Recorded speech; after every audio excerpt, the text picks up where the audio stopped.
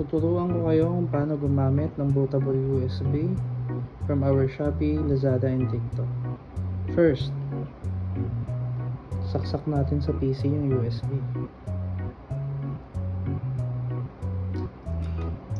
Much better gumamit kayo ng USB port galing sa mismong PC. It's either dito or sa likod. Then, turn on the computer.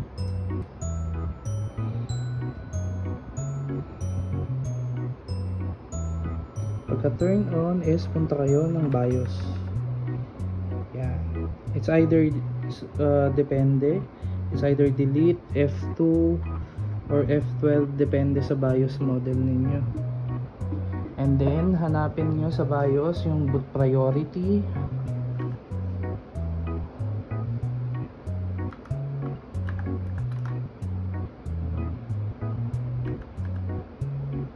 Yan. Ito yung boot option priorities.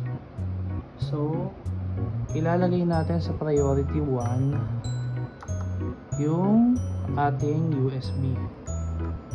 In this scenario, ito nalagay UEFI STT USB.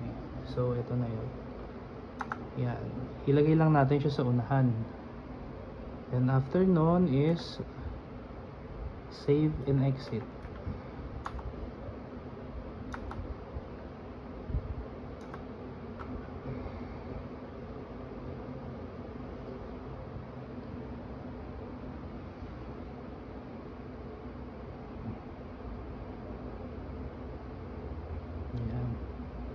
So, unang gagawin niya is ilo-load niya yung files kaagad after ng restart.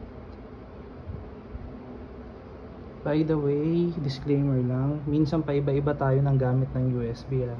Ito, Picture Keeper, ginamit namin kasi maganda yung quality. And then, USB 3.0 na siya. But, sometimes, depende sa availability is nagbabago tayo ng USB. Pero quality pa rin naman. Ayan. So, this is Windows 11 Lite pala. Ayan. So, nandito na tayo sa mismong boot menu niya.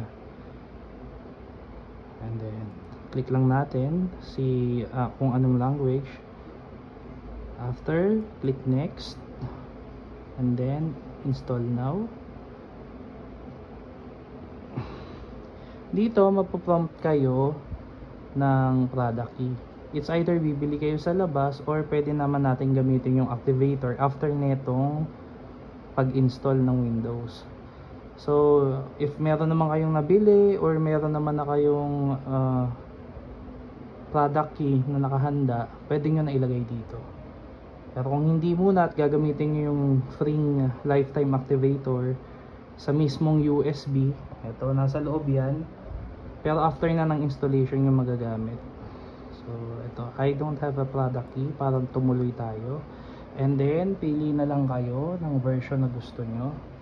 So, super light, ito yung pinaka, as in, wala nang halos na blow to air. Lahat-lahat. And then, wala din siyang Windows Defender. Kung ako, preferred ko to. Pero depende sa inyo, kung gusto nyo may Windows Defender. Windows Defender is parang antivirus, something ganun. Pwede ka rin naman, eto kasi sa super light, pwede ka naman umano ng outside na antivirus. And then, click next. Accept. And then, dito, depende kung anong gagawin nyo. Pero, kung clean installation ang gusto nyo gawin, punta kayo dito sa custom install. Yan. Tapos, hanapin nyo kung aling drive yung pag-i-installan nyo ng OS, kung saan nanggagaling. Kadalasan ayan, ito yung SSD ko, and then ito yung dalawang 500 gig na hard drive ko. Nandito yung dati na nakalagay yung yung OS, so dito ko pa rin ilalagay. Pero kung gusto nyo ng clean, i-format nyo lahat format natin to.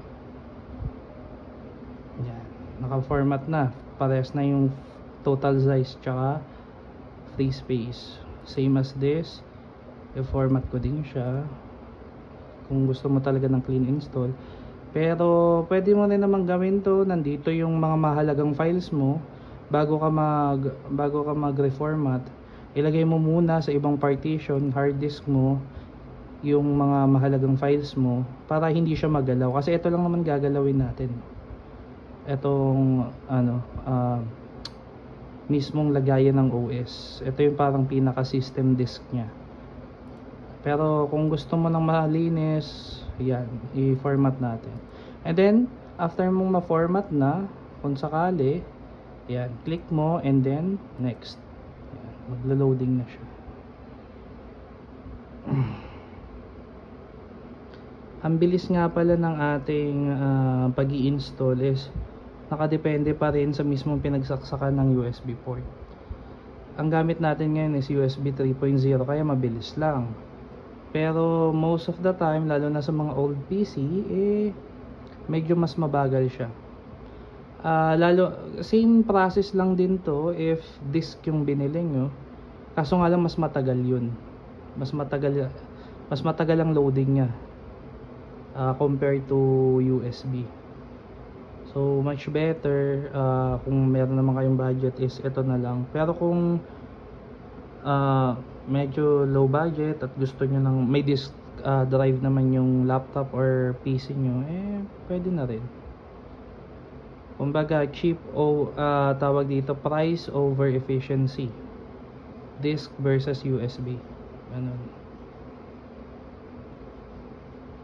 After nga pala nito is yan, pag natapos siya sa ikatlong check mark, maya maya magre-restart yan.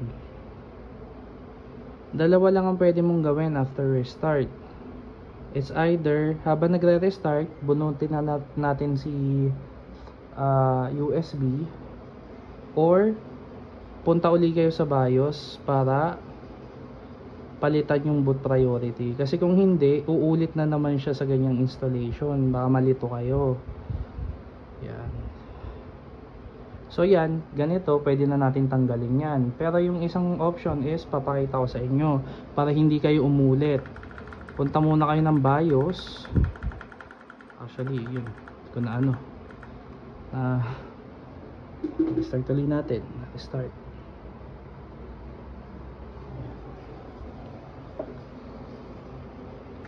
Yan, punta kayo ng BIOS. Doon kanina sa boot priority, eto, ayan. Piliin nyo na si kung ito, i-boot priority na natin yung hard disk na pinag-installan ng OS. Yan. And then after nun is save and exit. Doon kasi kadalasan nagkakamali yung mga nagre-reformat. It's either hindi tinatanggal after mag-restart,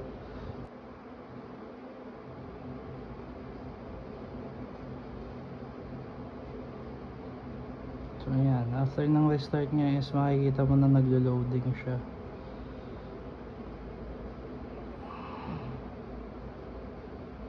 Ayan. So nakita nyo, ayan, mag-automatic naman yan. So kahit hindi nyo napindutin, basta wala na si USB. Ito si USB. Ayan.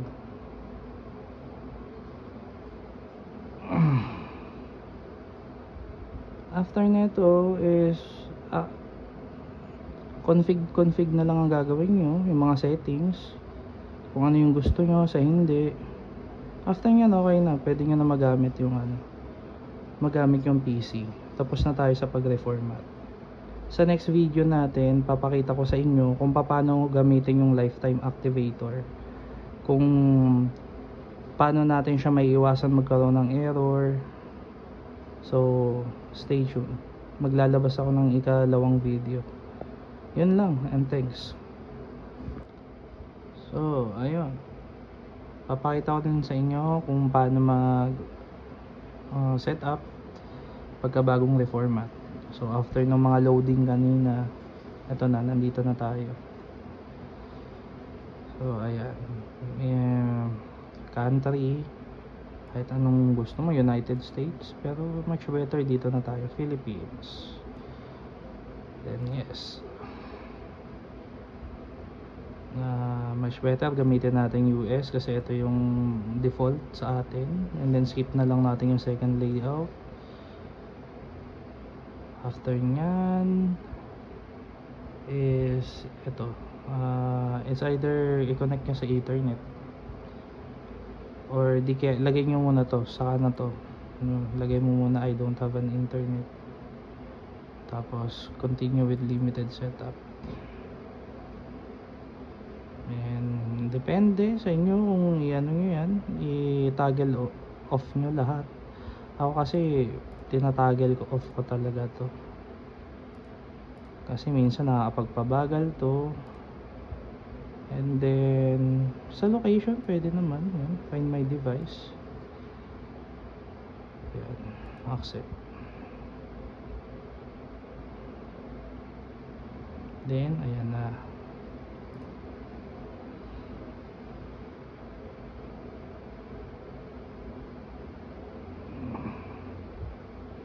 Hintayin mo lang yan.